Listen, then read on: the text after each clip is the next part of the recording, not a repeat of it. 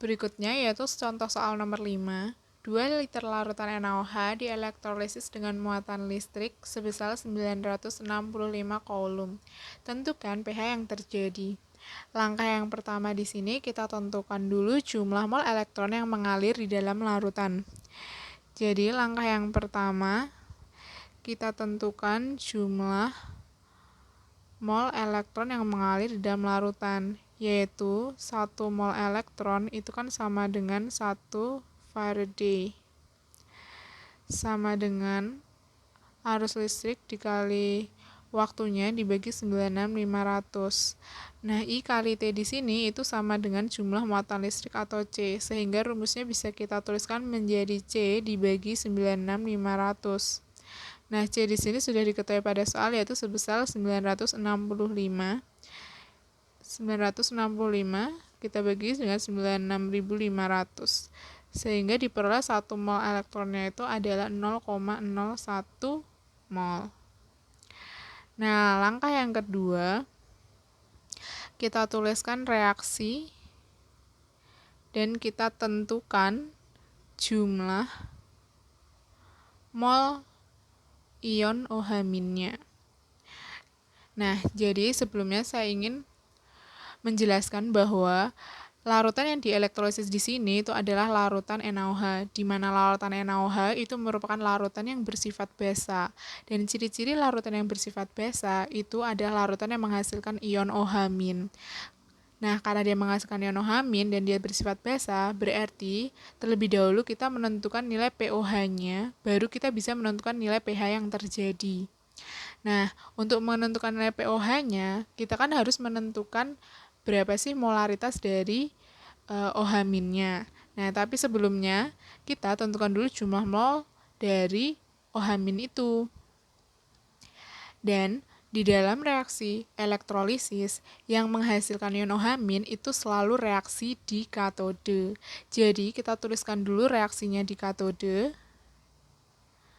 Nah, reaksi di katode itu kan bergantung pada jenis kationnya. Kation di sini adalah Na, di mana Na itu merupakan kation logam aktif yang termasuk di dalam golongan 1A, sehingga reaksi di katodenya itu adalah reaksi air yang tereduksi, di mana reaksinya yaitu 2H2O ditambah 2 elektron itu menjadi gas H2 ditambah 2 OH-.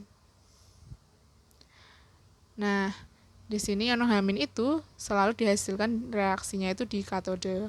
Nah, sekarang kita tentukan nih jumlah mol OH-nya. Jumlah mol OH-nya di sini itu kita lakukan dengan perbandingan koefisien, yaitu koefisien dari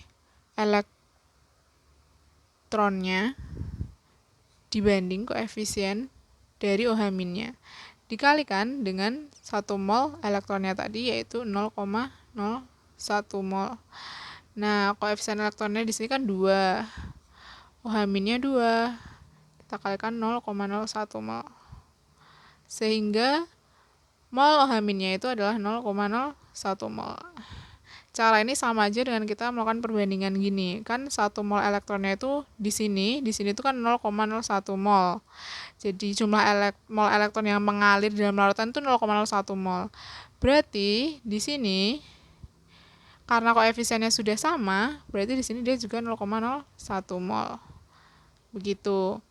Nah, selanjutnya setelah kita mengetahui berapa jumlah mol ion OH-nya, di sini baru kita bisa mengerjakan yang C, yaitu menghitung molaritas dari OH-nya.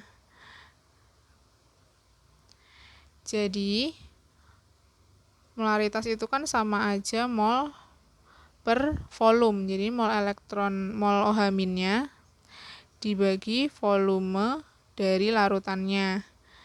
Nah, mol OH-nya tadi kan 0,01 mol. Dibagi volume larutannya ini kan 2 liter. 2 liter. Jadi 0,01 dibagi 2 itu kan sama aja 5 kali 10 pangkat min 3 molar. Nah, setelah kita tahu molaritasnya, baru kita hitung tentukan pOH-nya. Nah, pOH-nya itu kan sama dengan min log OH min.